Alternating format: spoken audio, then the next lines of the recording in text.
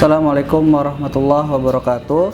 Alhamdulillah wassalatu wassalamu ala rasulillah wa ala alihi washabihi ajmain, amma ba'du. Gimana kabarnya anak-anak kelas 4, baik kelas 4A maupun kelas B? Semoga selalu dalam lindungan Allah Subhanahu wa taala dan semoga kita sama-sama diberikan kesehatan oleh Allah Subhanahu wa taala. Apa kabar hari ini? Kita lanjutkan ya pelajaran tematik. Kita buka halaman 94 di pembelajaran 6. Di sini ada teks tentang wisata sapi perah. Nah, nanti kita akan baca wisata sapi perah dan tentang melestarikan hewan langka ya. Kita buka dulu halaman 94. Wisata sapi perah. Kota Batu, Malang tidak hanya terkenal dengan kekhasannya apel Malangnya, tapi juga terkenal peternakan sapi perahnya. Jadi Malang ini selain dia terkenal dengan apel Malangnya, ya, jadi Malang juga terkenal dengan sapi perah. Pemerintah Kota Batu, Jawa Timur saat ini berupaya untuk menggalakkan wisata sapi perah sebagai pelengkap destinasi wisata buatan. Jadi wisata sapi perah itu apa sih? Wisata sapi perah itu adalah tempat wisata di mana kita bisa belajar untuk memerah sapi, memerah susu sapi. Jadi mengeluarkan susu sapi dari sapinya langsung. Peternakan sapi di Kota Batu menghasilkan produk susu sapi yang segar yang banyak dipasok ke perusahaan susu instan di Indonesia. Dengan mengunjungi peternakan sapi di daerah ini, kita bisa melihat aktivitas para peternak pemerah susu. Pastinya kita juga bisa belajar cara memerah susu sapi dengan benar. Nah, selain kita bisa melihat para peternak yang memerah sapi, susu sapi, kita juga bisa belajar di sana gimana caranya untuk memerah susu sapi yang benar. Sebenarnya di Tambun ini juga ada tempat peternakan susu sapi, peternakan sapi yang bisa memerah susu sapi. Itu adanya di Sumberjaya, di Kampung Buok, dekat kalau kalian tahu tuh ada Monas, Buok Monas. Nah, di situ daerah situ ada pemerasan susu sapi. Kita lanjut ya. Tidak salah kalau kota ini pernah dijuluki sebagai Swiss kecil di Pulau Jawa oleh para tentara kolonial Belanda. Nah, jadi dari zaman dulu memang sudah terkenal ya kota ini tempat memerah sapi, memerah susu sapi. Bahkan kolonial Belanda udah memberi julukan bahwa kota ini adalah Swiss kecil. Salah satu produk susu sapi terkenal di Kota Batu berlokasi di depan alun-alun Kota Batu, Depot Susu Sapi Ganesa. Menurut karyawan yang bekerja di depot susu tersebut, tempat tersebut telah beroperasi sejak tahun 1986. Sudah lama ya berarti ya. Depot susu yang lain adalah depot susu milik Koperasi Unit Desa Batu. Di sini kita dapat melihat proses pengolahan dan penyimpanan susu sapi. Susu diolah melalui proses pasteurisasi. Jangan sampai salah nih. Pasteurisasi secara higienis. Higienis itu berarti bersih ya. Tanpa bahan pengawet dan zat pemanis buatan. Nah, selain susu sapi original, Depot Susu KUD atau Koperasi Unit Desa, KUD itu Koperasi Unit Desa ya, Batu juga menjual susu rasa madu dan jahe. Sementara itu, produk susu yang dikemas botolan menawarkan rasa coklat, mocha, dan stroberi selain rasa original. Dengan berwisata di peternakan sapi yang sapi perah dan depot susu, kita tidak hanya mendapatkan susu segar sehat dan ilmu memerah susu, tetapi secara tidak langsung kita bisa membantu pengembangan ekonomi warga Kota Batu untuk berkunjung ke spot wisata tersebut.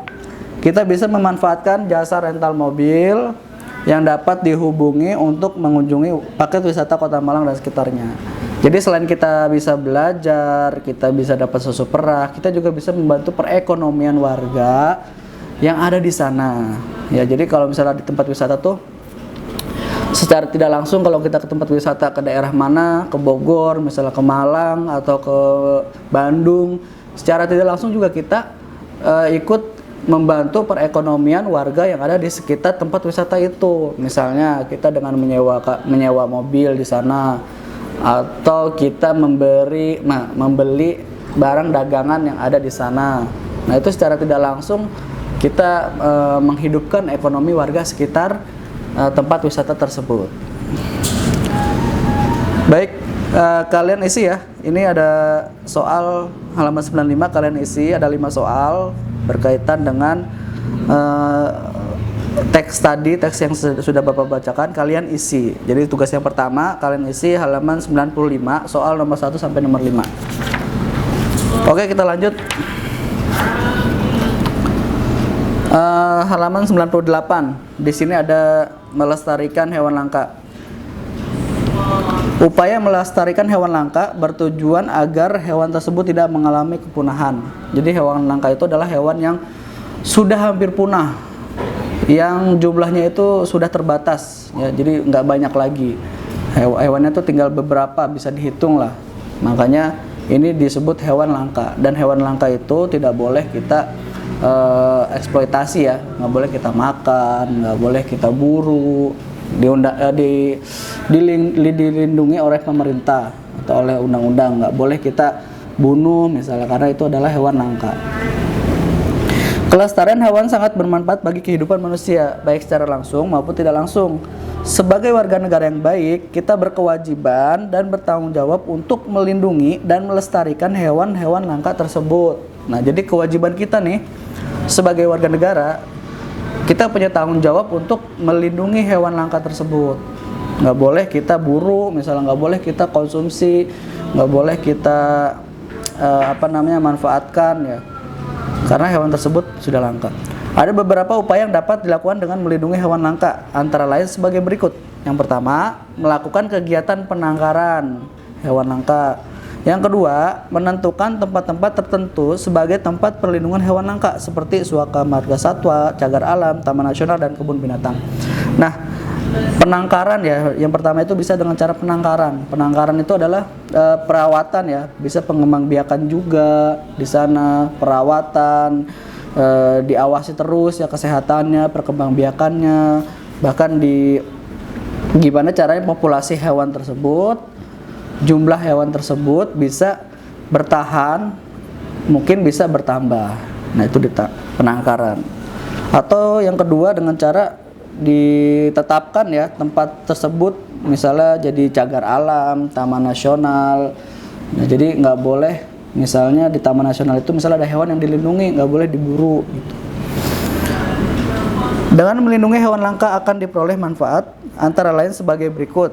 Yang pertama, menjaga keseimbangan ekosistem agar kehidupan makhluk di bumi tetap berjalan dengan baik. Yang kedua, melestarikan keanekaragaman hayati yang bermanfaat bagi ilmu pengetahuan masyarakat. Yang ketiga, memenuhi kebutuhan hidup masyarakat seperti kebutuhan bahan pangan dan obat-obatan. Nah, itu adalah tentang hewan langka yang harus kita lestarikan. Nah, di halaman 99 ini ada tabel hewan langka ya. Ada nama hewan langka, ada habitat. Habitat itu tempat menetap hewan tersebut. Kemudian ada jumlah perkiraan. Bapak bacakan ya. Yang pertama, harimau Sumatera. Tempatnya di Sumatera, habitatnya di Sumatera. Jumlah perkiraannya sekitar 500 ekor. Nah, ini sedikit sekali ya. Yang kedua, badak bercula 1. Habitatnya ada di Pulau Jawa. Jumlahnya cuma ada puluhan ekor, sedikit sekali. Yang ketiga, orangutan yang ada di Kalimantan. Jumlah perkiraannya tidak diketahui. Kemudian monyet hitam yang ada di Sulawesi, jumlah perkiraannya juga tidak diketahui. Kemudian nomor 5 ada anoa yang ada di Sulawesi, jumlah perkiraannya tidak diketahui. Kemudian yang keenam ada jalak Bali yang ada di Bali, jumlah perkiraannya cuma ada 100 ekor. Kemudian ada macan tutul yang ada di Jawa, jumlah perkiraannya juga tidak diketahui. Kemudian ada kanguru pohon ada di Papua, jumlah perkiraannya sekitar 50 ekor. Gajah Sumatera yang ada di Sumatera, jumlah perkiraannya tidak diketahui. Dan ada yang terakhir pesut Mahakam, ada di Sungai Mahakam, perkiraannya sekitar 70 ekor. Nah, Kalau kita lihat tidak ada yang sampai 1000 ekor ya jumlahnya ya. Di alam di dunia ini udah tinggal sedikit, makanya disebut hewan langka. Kemudian yang kedua, ada tumbuhan yang langka juga. Tumbuhan yang langka.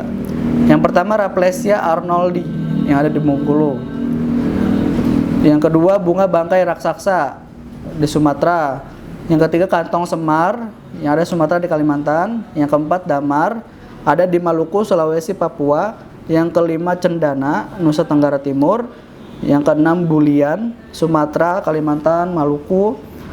Ketujuh anggrek tebu yang ada di Sumatera, Kalimantan, Jawa, Sulawesi, Maluku, dan Papua. Yang kedelapan jelutung yang ada di Kalimantan dan Sumatera. Yang kesembilan ada bayur yang ada di Pulau Jawa, Sumatera, Kalimantan, Sulawesi, Maluku, dan Nusa Tenggara. Yang ke-10 adalah tengkawang yang ada di Sumatera dan Kalimantan. Nah, itu adalah tentang hewan dan tumbuhan yang langka yang ada di Indonesia.